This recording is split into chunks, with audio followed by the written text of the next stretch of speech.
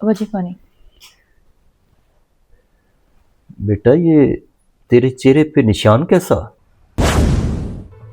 कुछ नहीं अबाजी, वो शहबाज थोड़ा परेशान थे तो शायद इसी परेशानी में उन्होंने हाथ उठा दिया।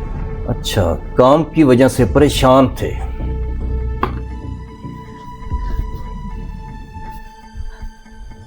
अब्बाजी। शहबाज,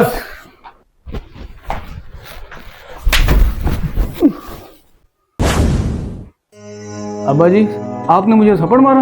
हाँ, थप्पड़ मारा। लेकिन क्यों? तुमने मेरी बहू पे हाथ क्यों उठाया? क्या जुर्म था उसका? अब्बा जी, मैं ज़रा परेशान था, बाहर के कामों की वजह से, इसकी वजह से मेरा हाथ उठ गया। परेशानी का ये मतलब नहीं है कि तुम काम से परेशान हो तो आके उसको मारना शुरू कर दो। इस तरह तो मैंने भी तुम्हें मारा है आके, मेरे ऊपर भी गुस्सा आ रहा होगा। मारो फिर मुझे, उतारो अपना गुस्सा।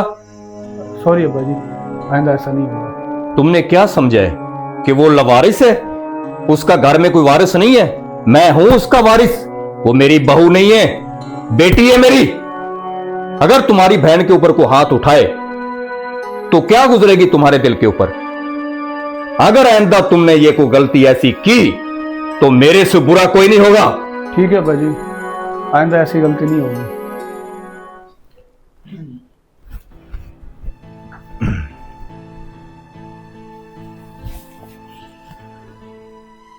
बेटा, शहबाज की तरफ से मैं माजरत करता हूं और मैं वादा करता हूं कि आइंदा तुम्हारे ऊपर कभी भी हाथ नहीं उठाएगा, ठीक है? जी अब्बाजी। औरत को मारना कोई बहादुरी नहीं होती, ये जहालत है। औरत को मार लो, दीवार को मार लो, एक बराबर है। कुछ लोग यूं समझते हैं कि औरत को मार के बड़ा तीर मार लिया है, ठीक है?